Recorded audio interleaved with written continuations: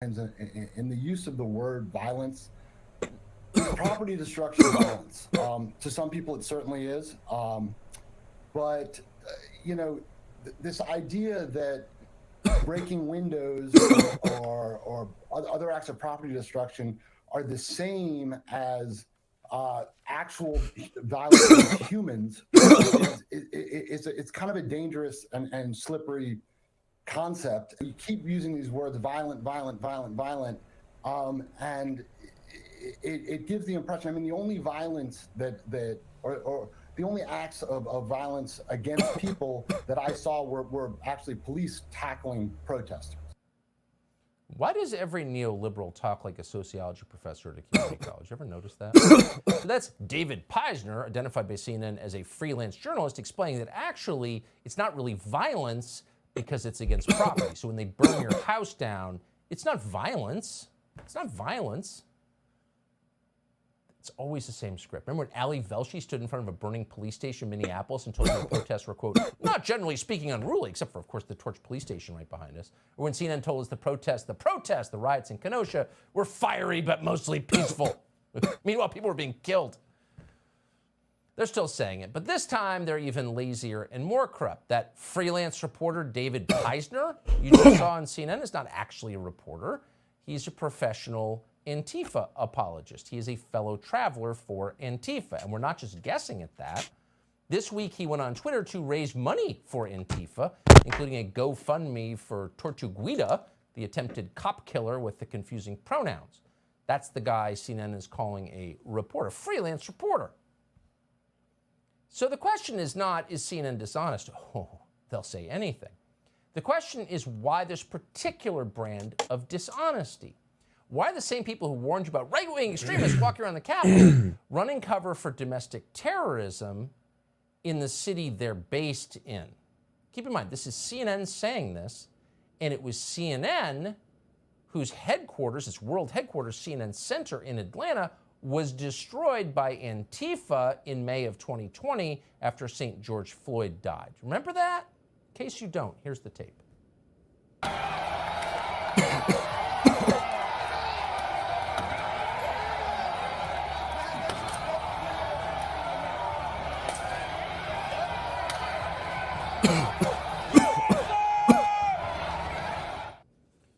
So that day in May of 2020, Antifa actually got inside CNN Center. They smashed through the windows and went right in.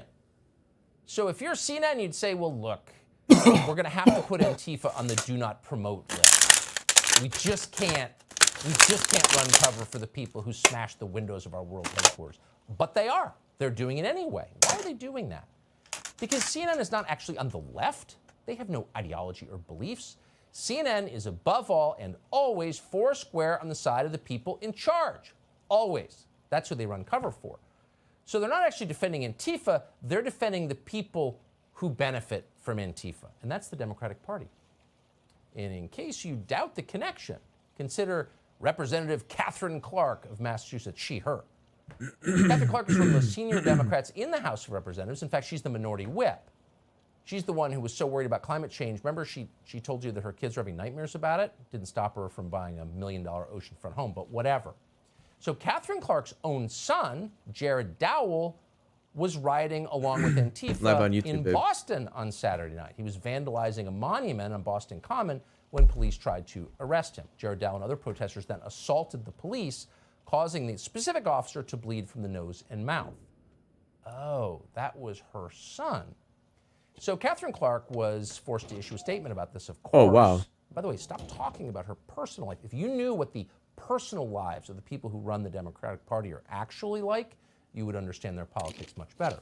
So Katherine Clark issued a statement and refers to her son as her, quote, daughter, of course, and wrote that, quote, this is a very difficult time in the cycle of joy and pain in parenting. It's just, part of the cycle where your adult son pretends to be a woman and attacks police officers. Totally normal. It's just part of the cycle of parenting. Yeah. Again, if you knew the details.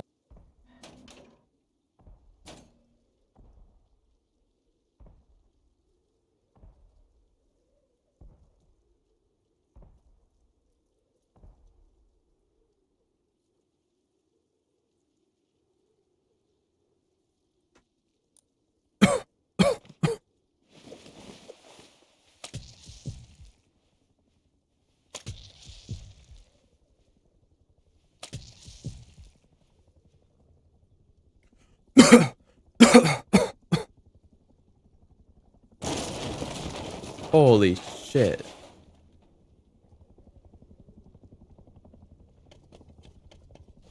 That was intense.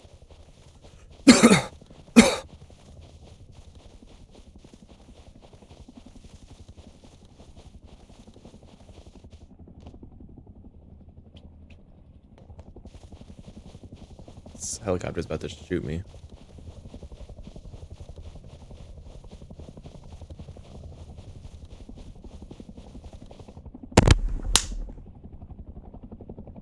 Yuck.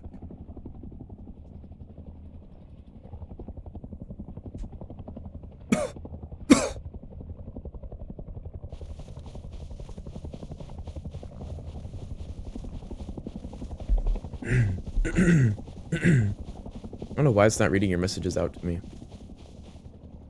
I don't know if you're messaging me or not. Oh no. I love you, baby. I'm live on YouTube if you want to watch.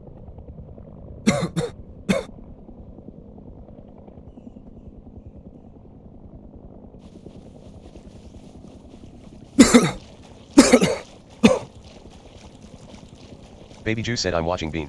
Oh, sick. Okay. It's reading your Baby Juice messages said I out love now. you too. It's reading your messages out now. Sick.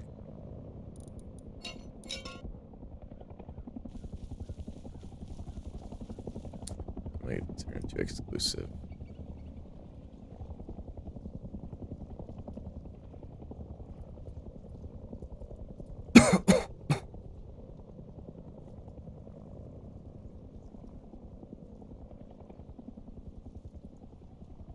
Oh man, it didn't switch back. Okay, hold on.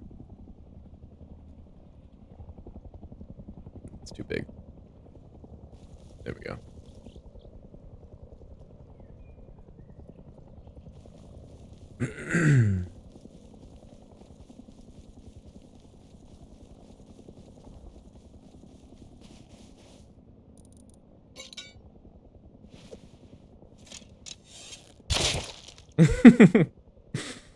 Sorry, dude.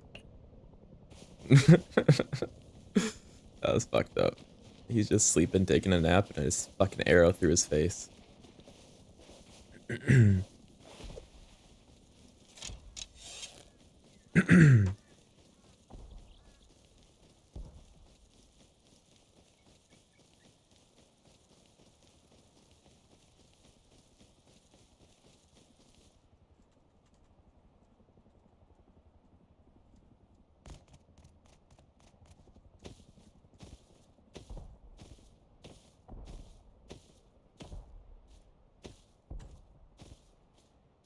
I'm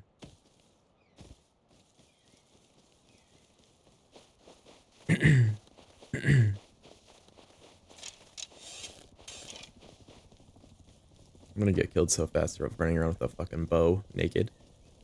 Ain't no way I'm gonna survive. What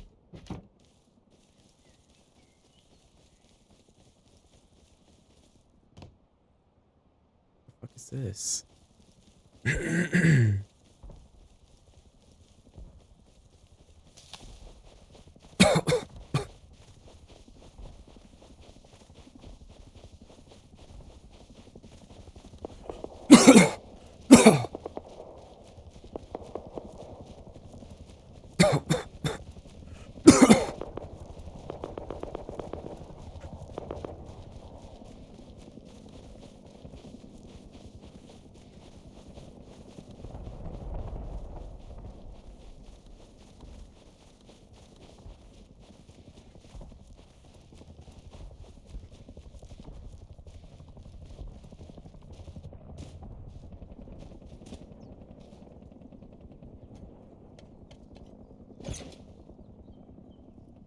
No gas.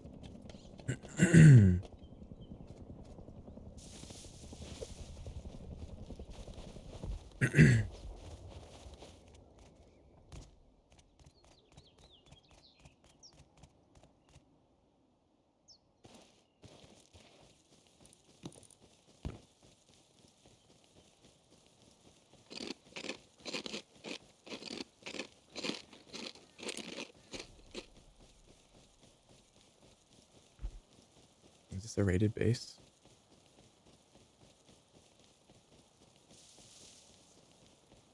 No. Wait. No.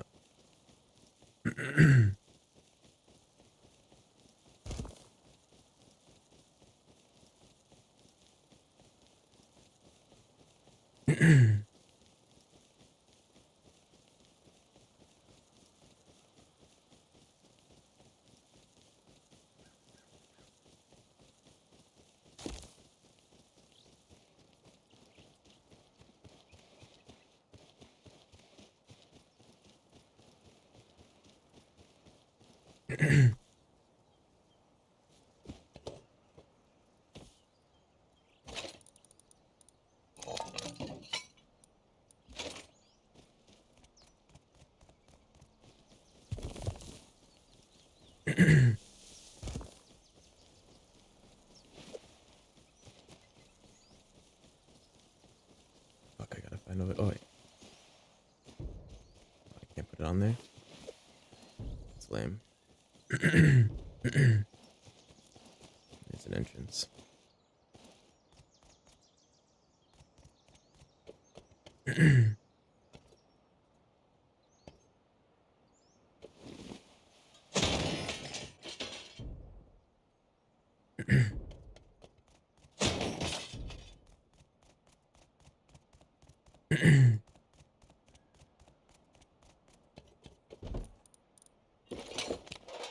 Yes, a hazmat suit. I need that.